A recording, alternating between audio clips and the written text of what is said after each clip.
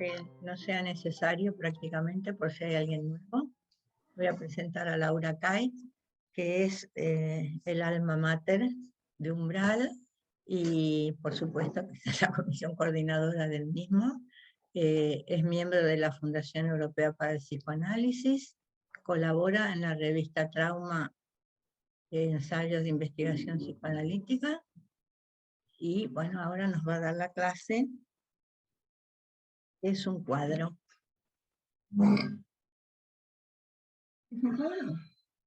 ¿La clase? Lo que pasa es que el título a mí no me importa porque Dale. lo puso Miller, entonces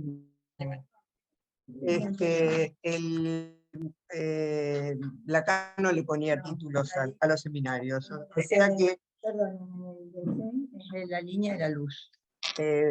los títulos que encontréis no son títulos dados por Miller. Yo prefiero dar el día de la clase, ¿no? Que él sí ponía las fechas. Entonces esta es la clase 7 del 26 del 2 del 64. Buenas tardes a todos y vamos a ver cómo sale esta experiencia de estar así un poco acá y un poco allá.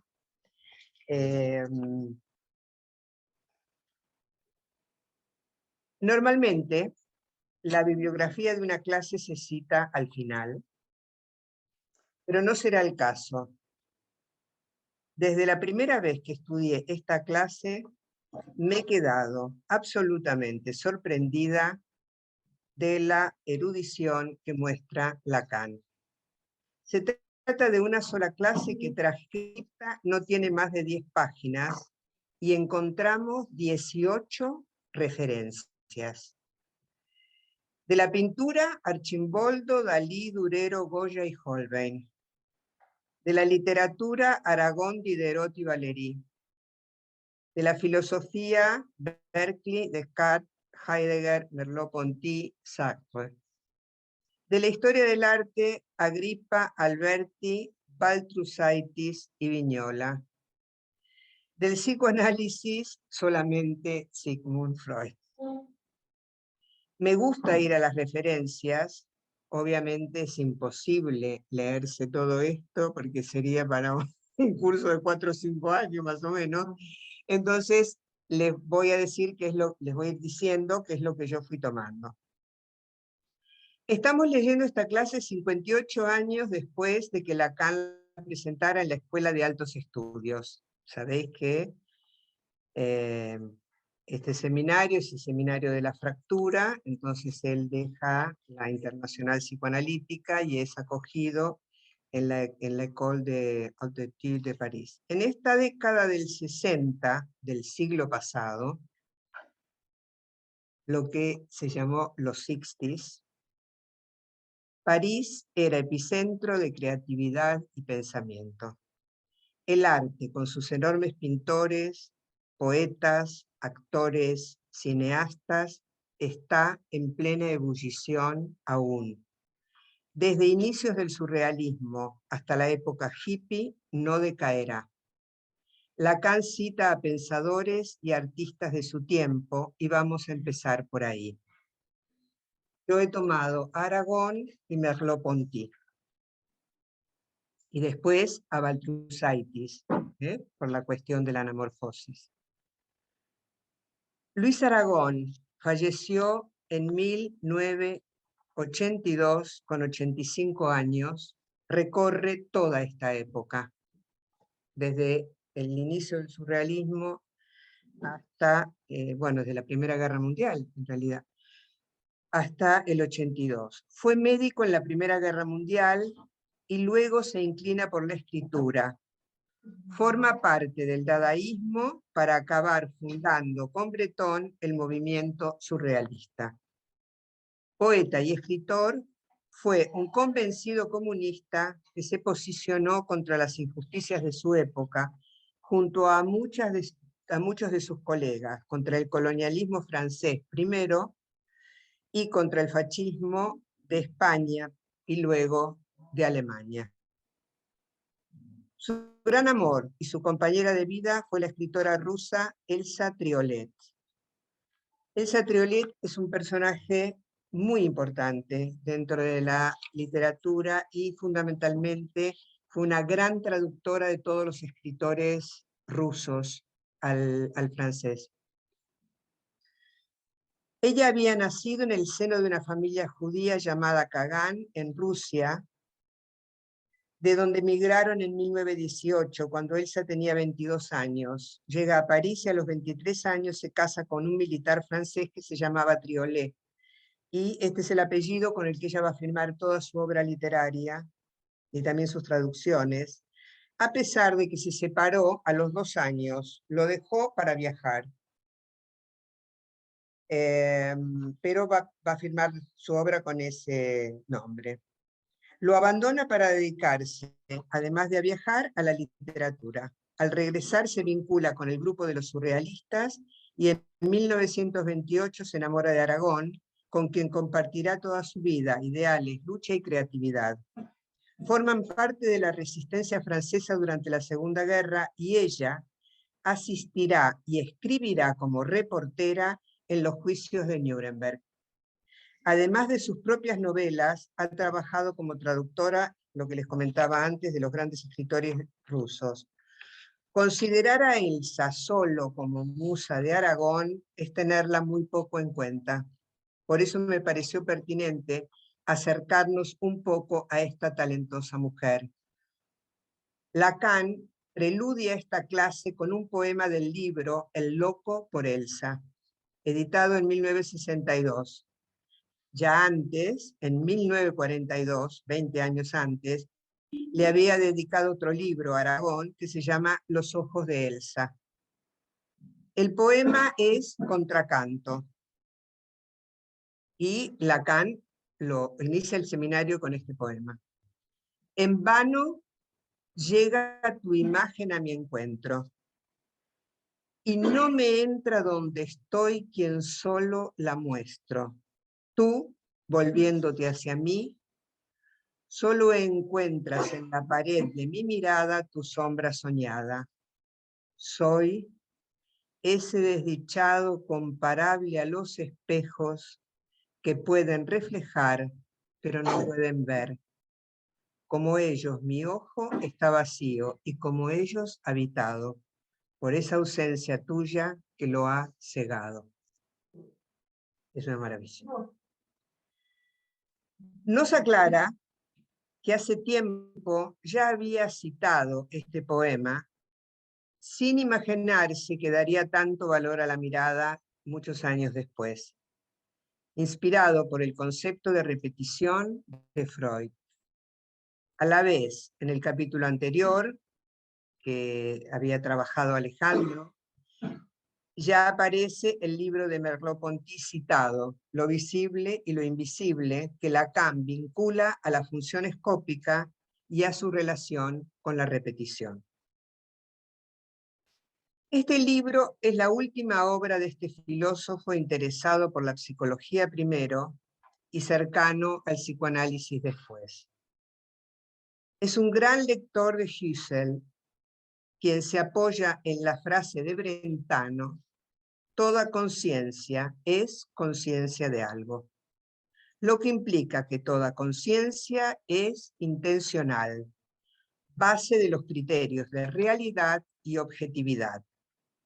En este punto coincide con Sartre, de quien fuera compañero en la Escuela Normal Superior, y fueron muy amigos Sartre y Brentano, y Merleau-Ponty, hasta que se pelearon, y se pelearon por razones políticas muy fuertemente, pero esa es otra historia.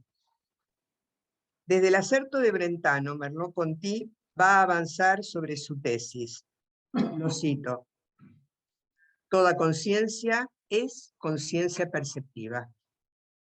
De hecho, su tesis doctoral es Fenomenología de la percepción y está editada por Gallimard en el 45. Murió de un infarto a los 53 años, eso que los biógrafos califican como muy prematuramente.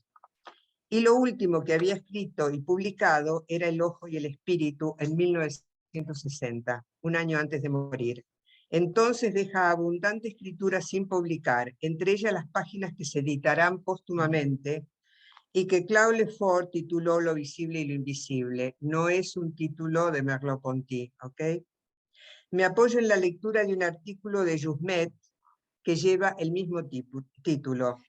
Este artículo habla de esta historia. Se trata, tengo las citas bibliográficas, si alguien las quiere después las puedo pasar.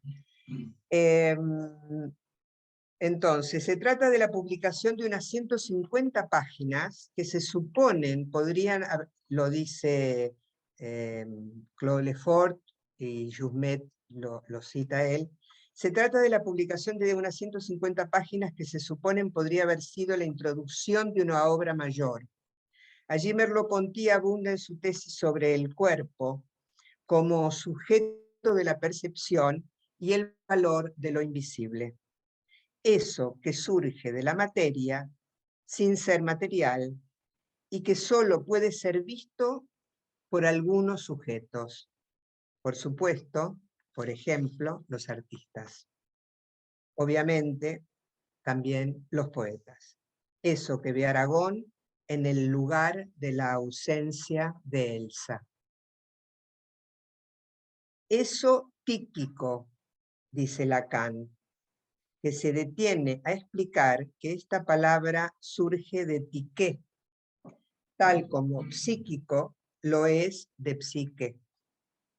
Ese encuentro, la psique, el encuentro, que puede ser afortunado, entiquia, o desafortunado, distiquia.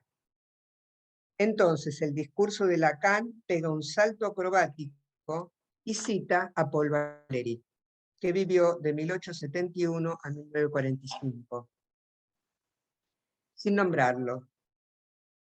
Menciona pocas palabras de su poema La joven parca, mientras está dialogando con Merleau-Ponty sobre la conciencia de ver.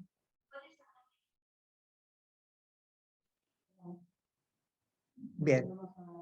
Entonces, hablo en cualquier momento. Me da permiso el móvil.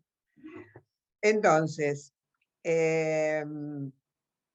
está dialogando con Merleau-Ponty sobre la conciencia de ver. Está dialogando con Freud sobre la repetición. Toca lo real a través de lo femenino y la muerte, solo lo toca, y ahí no va a detenerse. Lo toca al decir, me veía verme. Ubicamos el lugar en el verso de Valéry. Es un texto de Valéry. Lacan no lo dice. Y en mis dulces lazos, con mi sangre detenida, me veo verme sinuosa y doré de miradas en miradas mis profundas florestas. Perseguía una serpiente que acababa de morderme. Me veo verme de miradas en miradas. Repito ese verso. Lacan diferencia este acto de, por ejemplo, me caliento al calentarme, porque el calor invade mi cuerpo. En cambio, la mirada no. La mirada se pierde, el calor se aloja. El ver es hacia afuera, dicen los fenomenólogos, pero capto el mundo en esa percepción donde me veo verme. Una relación bipolar, dice Lacan, y me encantó cómo usa la palabra bipolar, porque en la medida que percibo lo de fuera, mis representaciones me pertenecen. ¿Cómo negar que del mundo solo me aparecen mis representaciones? Importante punto que verificamos en las experiencias más cotidianas. Voy a usar un ejemplo que mis alumnos me lo han escuchado 1000 veces porque es el que siempre uso. Vamos al cine con amigos. Al salir alguien dice, qué bello el vestido azul que llevaba al bajar por la escalinata. Y le responden, no, no era azul, era rojo en esa escena. No, dice un tercero, al bajar por la escalinata iba en pantalones. Eran azules. ¿Acabamos de ver la misma película? Por supuesto, acabamos de ver la misma película. Cada uno ve a partir de sus propias representaciones, a través de las cuales vamos creando eso que luego llamaremos la realidad. Y muchos la llaman objetiva. Esto lleva a Merleau-Ponty a preguntarse por el punto originario de la visión, y Lacan dice que allí retrocede. Luego del valor dado a la conciencia, se responde con la intuición, Merleau-Ponty, pero reconoce Lacan en Merleau-Ponty un gran aporte para el pensamiento psicoanalítico, que la vía filosófica no puede resolver, porque es por la vía del inconsciente por donde hallaremos la respuesta, reduciendo los privilegios de la conciencia a la que no duda en calificar de irremediablemente obtusa. Lacan señala que Freud dejó a la conciencia fuera de la teoría y aún no ha sido articulada. O sea que a nadie le interesó. Se trata entonces de la pulsión escópica, marcada por la esquicia. Esta palabra, como la usamos en el caso de esquizofrenia, viene del griego y significa rajar, separar. Aquí la separación se produce entre el sujeto y el objeto A. En lo escópico se trata del objeto mirada, objeto inasible del que el sujeto depende. Así como ha dependido de la teta, ¿sí?, que es el primer objeto, el objeto oral, en un segundo momento va a depender de la mirada, es decir, de cómo lo mira el otro. Mira cómo lo miran. Es difícil pensar un objeto que es inasible. Lo mismo va a pasar luego con la voz. La voz tampoco podemos asirla. Esta característica de no ser aprehensible, no se puede tocar ni coger, ha hecho del objeto mirada un desconocido durante mucho tiempo. Recordemos que al igual que la voz, no estaba en la primera lista de los objetos freudianos. Son los dos objetos que Lacan va a incorporar a la lista de las relaciones objetales de la pulsión. En la mirada el sujeto simboliza su propio rasgo evanescente, donde aparece esa ilusión de conciencia de verse, donde el mismo objeto queda dividido. Para abundar en esta elisión, cita a Sartre, otro de sus grandes contemporáneos, en El ser y la nada, cuando dice: en tanto estoy ante la mirada, ya no veo el ojo que se mira, y si veo el ojo, entonces desaparece la mirada. Lacan también va a matizar esta idea, diciendo que este análisis no es exacto, porque la mirada que se pide, la mirada que se obtiene, no es la misma mirada que va a ser vista, sino que es imaginada por mí en el campo del otro. La mirada es presencia del otro en tanto tal. O sea que lo que hace el sujeto es mirar como es mirado. Y concluye este segundo punto estableciendo una diferencia importante con la filosofía que se ocupa del sujeto, cito, anonadante de la conciencia, correlativo al mundo de la objetividad. Mientras el psicoanálisis se ocupa del sujeto que se sostiene en la función de deseo. El deseo se instaura ahí en el dominio de la visión. Y aquí volvemos a, discúlpenme que yo haga esto cada vez que trabajo con este seminario, pero es que los traductores me sacan de quicio. Usan la palabra visura. En vez de decir visión, dicen visura. La fui a buscar a todos los diccionarios, no existe, obviamente. Y además la editaron con esa palabra, visura en vez de visión. Podríamos decirlo así: me veo en la mirada que me ve, lo que ya implica un reconocimiento, un ver, primer movimiento del tiempo lógico, ver, comprender y concluir. Y un lugar pulsional del goce de ser mirado al goce de mirar y de ser mirado desde el lugar del otro. Para desarrollar esta cuestión tomará el ejemplo de la anamorfosis. Se trata de una técnica de pintura que se desarrolla en el Renacimiento con el auge de la óptica geometral. Es la deformación de una imagen dibujada en un plano como si fuese estirada con diferentes hilos hacia un lado. Lo que se produce es una figura ensanchada, estirada, deformada, según las líneas de perspectiva. Usaron esta técnica de la anamorfosis desde Archimboldo hasta Dalí, y Lacan se sorprende que nadie lo haya comparado aún con las dos posibles posiciones de un pene. Dice exactamente, lo cito: imaginen una figura tatuada en el órgano cuando éste está en descanso y que cuando cambie de estado recobre su forma, valga la expresión, desarrollada. Hemos de ver ahí la aparición de algo de la función fálica que da consistencia a esa imagen en principio enigmática. Para ejemplificar la cuestión de la anamorfosis, toma el cuadro conocido con el nombre de Los embajadores de Holbein.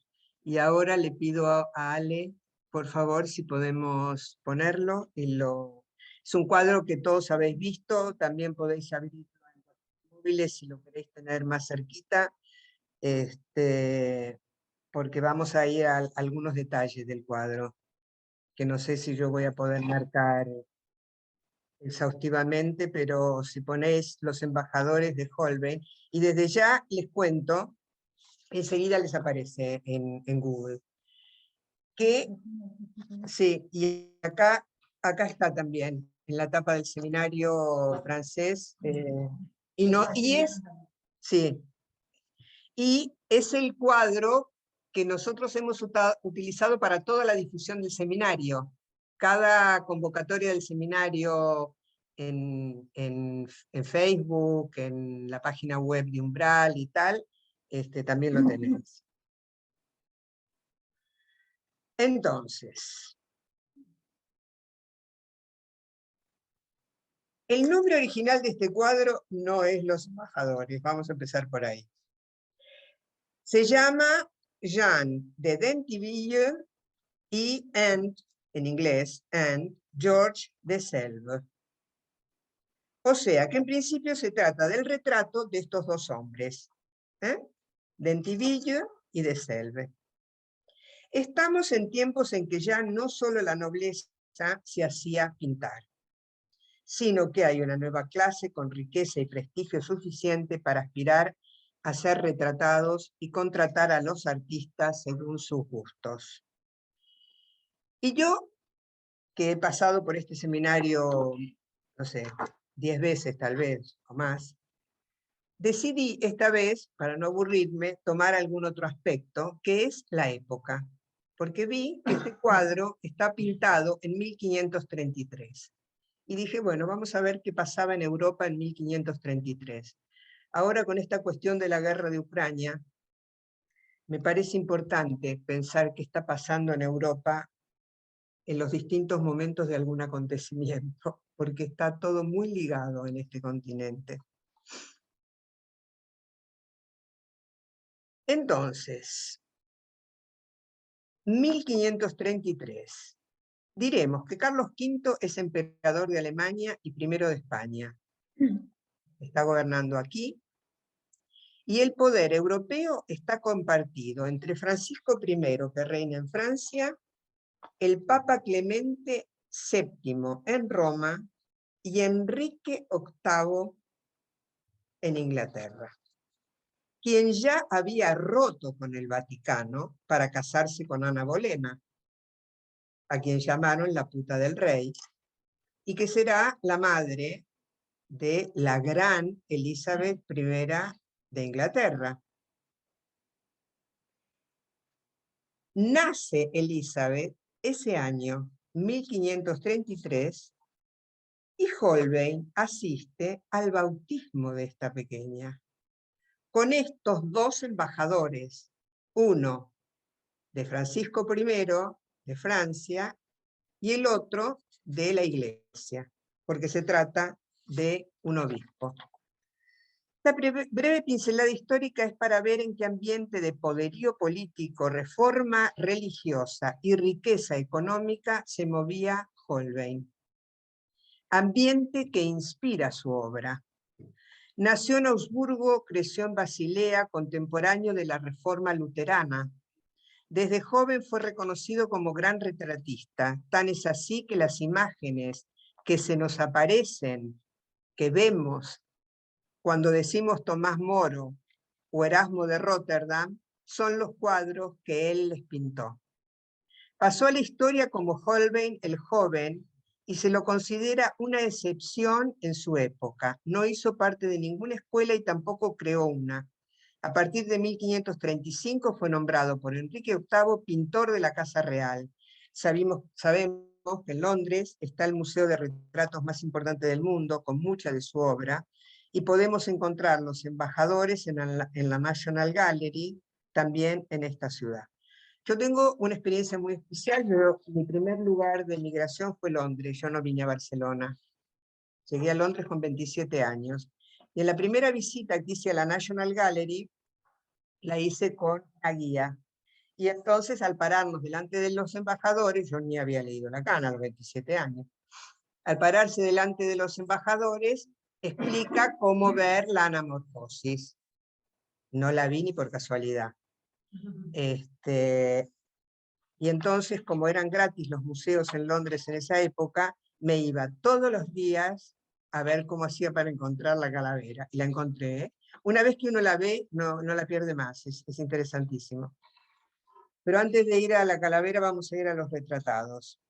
Jean de Dentiville era el embajador de Francia en Inglaterra, quien en 1533 fue el representante de Francisco I en el bautismo de la futura Elizabeth I. Quien está a su derecha es Georges de Selve, un obispo. Están ricamente vestidos con sedas, pieles y joyas, lo que muestra el poderío económico. Eran amigos, y de entrada un embajador del rey y otro de la iglesia. A partir de ahí el cuadro se llena de simbolismos políticos y religiosos. Voy a nombrar algunos. Por ejemplo, el laúd con la cuerda rota, que representa la reciente discordia entre católicos y protestantes. El crucifijo apenas visible está aquí, lo estoy señalando. ¿Lo veis? Aquí hay un Cristo que apenas sale, escondido. Y me detengo en esta especie de telón verde que está en el fondo del cuadro para llevar la mirada al extremo izquierdo arriba, porque justamente se ve como un Cristo desapareciendo, ¿no? Cristo por la mitad, partido, piensen en la Reforma luterana. Entre los dos hombres de pie, una mesa alta de 2 estantes, es esta mesa. En el de arriba abundan objetos que representan las 4 vías del estudio para los pitagóricos: la aritmética, la geometría, la música y la astronomía, que señalan la alta valoración por el conocimiento durante la época renacentista. En el estante de abajo, y detrás del libro y los instrumentos musicales, hay un globo terráqueo puesto de tal manera que Europa aparece del revés. Me pareció interesantísimo esto. Se trata de un cuadro muy grande, de más de 2 metros de lado, muy cuadrado, muy centrado y excedido en objetos. Abajo, en el centro, aquí, estoy señalándolo, entre los dos hombres como flotando, una extraña imagen indescifrable durante siglos, que se dio en llamar por su forma el hueso de sepia. Ven que tiene una forma ovalada como los huesos de sepia, que es ese huesecillo fino ovalado que se extrae de la sepia antes de cocinarla y que suele usarse para que los pájaros afilen sus picos cuando están enjaulados. No será hasta principios del siglo XX que un señor que se llama Jurgis Baltrusaitis, que vivió de 1873 al 1944, descubrirá haciendo uso de una cuchara, que ese supuesto hueso de sepia es una calavera. Baltrusaitis es un escritor sobre curiosidades en el arte. Era lituano y trabajó como profesor en la Universidad de Moscú. Había estudiado historia y filología y siempre se ganó la vida como traductor. Es interesante. Lo que le facilitó viajar por toda Europa y residir en el extranjero muchos años. Así, interesado por las prácticas renacentistas respecto de los juegos con las perspectivas, descubrió que de pie frente al cuadro, colocando la mirada frente al dorso de una cuchara y modificando su orientación, se observa fácilmente el cráneo sobre la superficie de la cuchara. Es decir, que si cogemos una cuchara y la ponemos así, con la parte abombada, mirando el cuadro, y miramos la cuchara, ahí aparece una calavera. Eso sí que no lo probé nunca. Yo lo busqué en el espacio, como cuenta Lacan.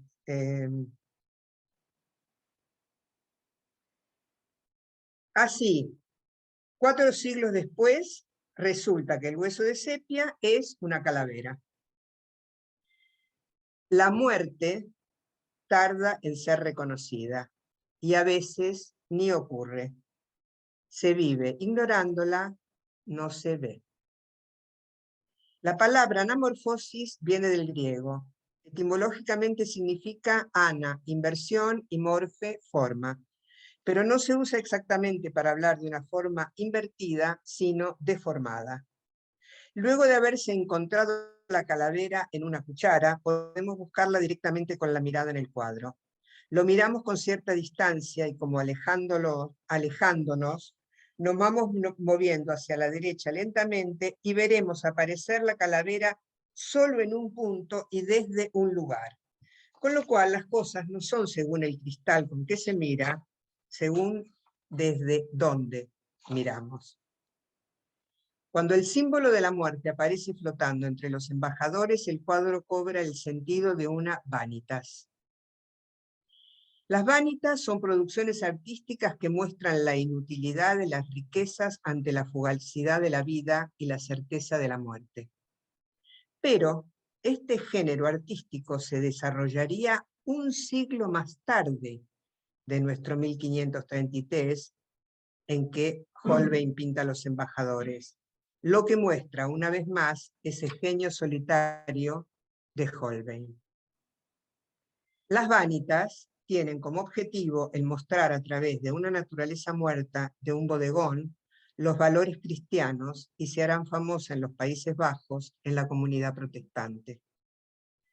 Antes de volver a la lectura que Lacan hará de la anamorfosis, un detalle que me parece de lo más pertinente y hasta gracioso. Jurgis Baltrusaitis, quien descubre que ese hueso duro de roer es la presencia de una calavera, fue en Rusia y en Francia embajador de Lituania. La historia iba de embajadores, o no hay dos sin tres. Entonces volvemos a Lacan. En la misma época en que se delinea el sujeto y en que se busca la óptica geometral, Holbein hace visible al sujeto como anonadado en una forma que es la encarnación ilustrada del menofí, escrito con fi mayúscula. Ilustrada del menofí de la castración, lo cual para nosotros centra toda la organización de los deseos a través de las pulsiones fundamentales. Vamos a pensar este párrafo. En una época, el Renacimiento, en que se dibuja el sujeto y se buscan sus perspectivas, Holbein lo presenta anonadado ante la castración. A pesar de poder ostentar tantas riquezas, todos los objetos, solo la castración, a través de las pulsiones, organiza el deseo y su objeto. Acaba con la función de la mirada diciendo que hemos de buscarla más allá, donde veremos dibujarse no el símbolo fálico, sino la misma mirada en su función pulsátil y desplegada como en ese cuadro. Un cuadro es una trampa de cazar miradas. Esta definición es maravillosa, donde vamos a buscarlas para verlas desaparecer. Podríamos titular este capítulo, ya que cada editor lo titula como quiere, yo me he tomado el atrevimiento de ponerle un título, y es, ¿qué vemos cuando miramos? O mejor aún, una afirmación, solo vemos desde donde podemos mirar. Es lo que determina que a veces sea una mancha y otras una calavera.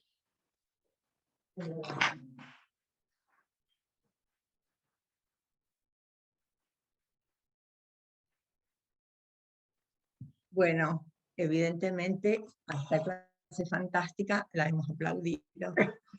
Gracias. Sí. Quiero señalar que en el chat hay, algunos comentarios que ha hecho, creo que es María del Carmen. Espera un momentito que Graciela quiere comentar algo. Quiero decir que yo he citado para el próximo capítulo que lean un libro de Daniel Arras que se llama On n'y voit rien, no se ve nada. Y querría decir que esta clase tiene, ya van a ver, es como el nivel de investigación sobre un cuadro que vamos a encontrar en aquel libro. Claro, espero que lo puedan leer, no sé si estará traducido al castellano. Bueno, creo que On n'y voit rien, de Daniel Arras. Yo lo he enviado, lo va a enviar Alejandro en la comunicación para el seminario que viene. Alejandro, si por favor tú haces dar la voz y todo para las preguntas. Sí, hay dos cosas. Una es en el chat, María del Carmen ha señalado algunas cosas que me gustaría que las leyera, Laura. Y otra cosa que sí que quería señalar es que la palabra biusura, una cosa así, es un neologismo, no existe en francés. Es más, en el texto en francés está en cursiva porque lo crea Lacan. No es una palabra francesa. Vale, pero en la edición no está ni siquiera aclarado eso. Eso necesita un pie de... En la versión francesa dice que yo llamaría voyure, que no existe en francés, y está en cursiva. Tratá de no mover mucho la pantalla porque eso, que no mueva la pantalla. Perdón, no, es que estaba buscando lo de María del Carmen, ahora lo tengo. Dice, Dentiville fue además padrino de Elizabeth, hija de Ana Bolena y Enrique VIII, y en calidad de embajador francés en Inglaterra y padrino fue a ese bautismo. Bueno, sí que es lo que comentaron. De Selve, amigo efectivamente de Dentiville, era obispo de la Bourg, originario de una pudiente y rica familia. Y María del Carmen dice, Laurita, Lacan en este caso de Holbein situó el privilegio de la mirada en la función del deseo y para ello tomó como referencia uno de los tantos libros del fantástico historiador de arte Baltrusaitis, Anamorfosis. Sí, esto es lo que hemos citado. Y Jesús dice que no se la oye Graciela. Sí, y Alejandro dice que sí se oye. Bueno, ahora sí. Muy bien, ya está. Ignacio, te damos la palabra, ¿no? Alejandro, tú das la palabra. Sí, así yo presto atención a lo que comentan. Venga. Ignacio, no te vemos, ¿eh? Sí, bueno. Ahora Hola. sí. Hola. Hola, buenas tardes. Bueno, me pareció bastante interesante lo que has transmitido. Y... Bastante. Sí. Le falta una, para mí le faltan lo de las preguntas y respuestas. Pero bueno. Mira, Bisur está en el diccionario de la Real Academia, es decir, visura, y es examen y reconocimiento que se hace de algo por vista de ojos. Que repita. Examen, repito, sí, okay. Examen y reconocimiento que se hace de algo por vista de ojos. Yo no lo encontré, qué fuerte. Bueno, vale, gracias. yo puse aquí directamente decir en internet, puse decir y ya está. Vale. Otra cosa que quiero agregar es lo que tú dices anonadado, en la traducción que tengo yo, que es la que edita Barral, es el libro que, ¿te acordás que yo les dije que tiene casualmente en la tapa tiene el mismo cuadro? Ese es el que mostró Mary Levy aquí, sí, es el mismo. Sí. Bueno, aquí habla, en vez de anonadado, habla de nadificación. Nadificado. Sí, que es el término, es decir, que utiliza Sartre en El ser y la nada. Es decir, yo creo que con eso tiene bueno, la referencia que toma Lacan. Bueno, nada más. Gracias, Ignacio. Nada. Si alguien quiere tomar la palabra aquí, hace así y damos la palabra, no solo a los de allá. Vale, está Eduardo.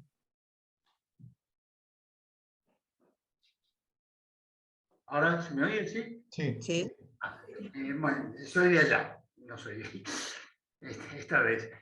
No, es una observación sobre la necesidad de ese neologismo, que según Ignacio no es tal neologismo, sino que él lo encontró, y la imposibilidad de reemplazarlo por visión. Porque la visión es de campo, no es de ojos. Si la visión es un concepto óptico de campo. Por lo tanto, si se lo llama visión, se distorsiona precisamente lo del ojo. Ok, sí, está bien. Bueno, y además decirte que es una maravilla, ¿eh? Muy bien. No, muy interesante, muy interesante. ¿Levanta la mano? Sí. Bueno, una cuestión de vocabulario y otra de pensamiento. Sartre usa aniantización, o sea que uno lo puede traducir por nadificación o por anonadamiento, porque la palabra que usaba Sartre es aniantización. Luego hay un punto aquí en mi versión, que es la de Miller, obvio, en francés, él no pone phi mayúscula, pone menos phi minúscula. Me gustaría después que podíamos hablar sobre eso. Creo que es menos fi Y minúscula. luego quería hacer... Porque es descripción. Claro, claro. Y la castración. Sí. Y luego quería decir que Gerard Pommier ha retomado el problema de la conciencia en su seminario, el que dictó con Landman, pero digamos que las clases de él hacen una sucesión, en su seminario sobre la represión, que es interesante para verlo. Y luego que Jean-Michel Vaporeau, cuando él analiza el esquema del peine de Freud y une las dos puntas de la línea de abajo, se ve como ahí están unidos percepción-conciencia. Sí, sí, porque Freud los pone uno en cada punta, Claro. y si se cierra, Exacto. le da un diente de unión. Lo que pasa es que, como dice Lacan bien, Merleau-Ponty, al llegar a la conciencia, retrocede a pensar en la intuición, y eso es lo que... Bueno, hay una, que no la comentaste porque ya eran demasiados comentarios, pero en lo visible y lo invisible hay una nota de Merleau-Ponty sobre el hombre de los lobos y el fantasma, que también es interesante ver. Bueno, nuevamente Laura, agradezco a la clase. Laura, en el chat, María del Carmen quiere hacer un comentario. Le voy a pedir... Sí. Adelante. Sí, pero espera que la encuentre. Y le doy audio.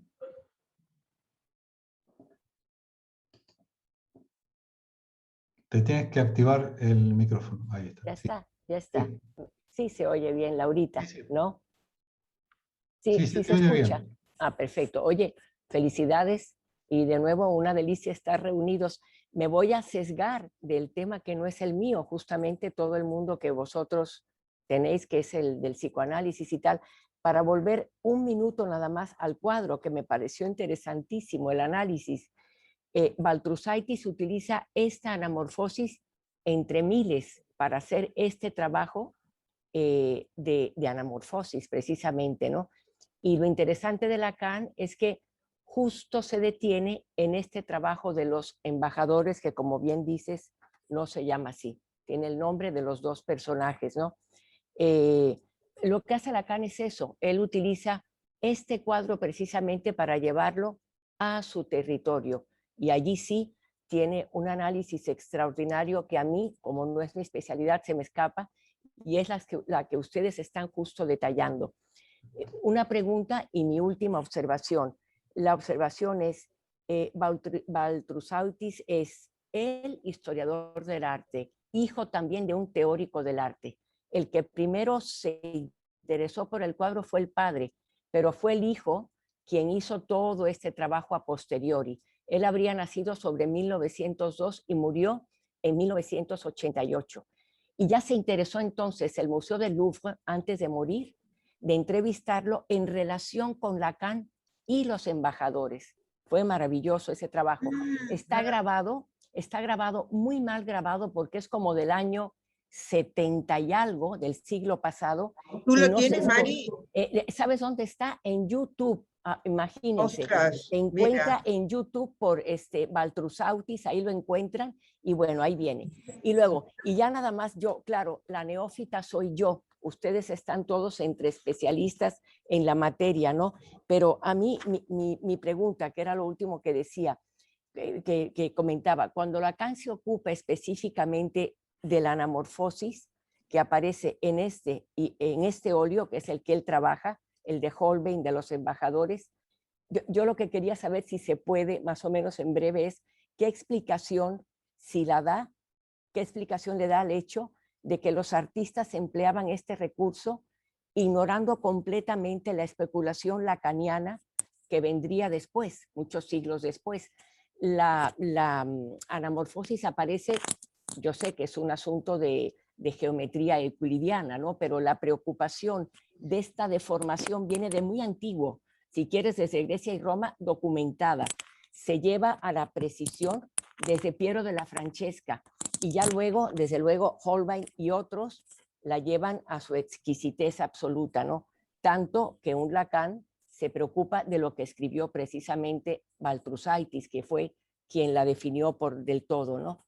Entonces yo lo que digo es, ¿cómo Lacan? Mi pregunta es esa. Cuando se ocupa Lacan de esto, ¿qué explicación le da al hecho de que los artistas empleaban este recurso ignorando completamente la especulación esta que él hace para llevarla al terreno que Lacan la lleva? Si es que hay respuesta, no creas, Bueno, me preocupa, ¿no? yo te puedo decir qué respuesta se me ocurre a mí. Y es la que más o menos he dibujado en la clase. Me parece que hay dos cuestiones. Por un lado está, yo creo que tiene que ver con un juego poético del creador, ¿no? De jugar a que ahí hay algo que el espectador no va a pillar, o va a pillarlo alguno. Esto que dice Merleau-Ponty, de que hay cosas que solo son visibles para alguien, ¿no? Que no hay un para todos, hay un no todos ahí en juego, y alguno va a poder mirar y ver, y otros van a mirar y no ver. Pero es un momento en que esta gente trabaja, Laura, perdón, tanto Holbein como todos sus coetáneos, lo que están haciendo es un juego de ingenio y agudeza muy propio de la época, que arranca desde el por final, eso desde están el medievo. jugando con la perspectiva, claro. Claro, y estarían esperando los propios creadores a instancias de lo que se les requiere, porque acordémonos que todavía no había una licencia creadora, que eso es un elemento romántico del siglo XIX, están jugando a que sobre lo que se les pide entran una serie de elementos como esta de la anamorfosis, en la esperanza de que claro que se descubra, y que al final, en este caso concreto, sea la vanidad de vanidades, solamente vanidad, ¿no? La vanitatis, que es uno de tantos temas que habría, ¿no? Y bueno, pero y bueno, de hecho, eh, fíjate que se descubre 4 siglos después. 4 siglos después. O sea que hasta que alguien lo vio, tela, es bien interesante eso. y en cambio hay muchas, bueno, habría que ver, bueno, ya te buscaré, que alguien lo Vale. vio para nosotros en nuestro Gracias. contexto. Te Bien, agradezco. Ya está. a ti. Gracias, gracias. Gracias por la referencia, además de ese Vale. tema de YouTube, lo buscaremos. ¿Alguien más? ¿Puedo decir algo? Sí, sí, sí. Dale. Bueno, yo creo que también, aparte de ser un juego, lo que usa Lacan aquí para decir este juego con la perspectiva y el lugar desde donde, él toma, yo creo que toma este cuadro, justamente porque está la calavera, porque está la castración, porque lo que dijo Laura, está la muerte, pero tienen ojos para no ver, como va a decir en el capítulo siguiente. Y es un punto importante que a lo mejor el mismo Holbein pensaba que esos embajadores no veían el momento, lo brutal del momento en que estaban viviendo, porque iba a venir la reforma, que iban a quemar libros, cuadros, de todo. Venía también una catástrofe. Sí, bueno, y además en la escena donde esto se produce, Enrique VIII acababa de romper con la Iglesia Católica, con el Vaticano, se había casado con Ana Bolena y estaban haciendo Elizabeth I, y que va a ser posiblemente una de las reinas más poderosas que tuvo Inglaterra, cuando a su mamá, Enrique VIII, le cortó la cabeza, ¿no? Quiero decir que esta cuestión de la muerte y del horror, Enrique VIII fue un representante brutal de lo bestial, ¿no? Respecto del horror. Y nos salteamos el hecho de que la hija católica que tuvo fue María, que va a gobernar por 6, 7 u 8 meses, y que es María la Sanguinaria. La católica es María la Sanguinaria. Que, por cierto, el cóctel que se llama Bloody Mary, es en su honor. Invento de los ingleses, que tienen un sentido del humor muy especial, pero esta es la hija de la reina católica, que fue la primera que no le cortó la cabeza, la encerró Enrique VIII, ¿no?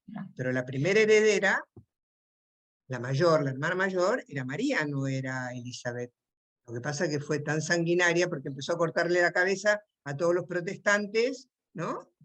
A todos los de la Iglesia de Inglaterra. Bueno, en fin, que es una época muy, muy, muy, muy sanguinaria, realmente. Llena de muerte y tapada, ¿no? En el arte no podía aparecer, además, porque la censura debería ser atroz. Y entonces como Holbein la cuela, ¿no? En la obra, es interesantísimo.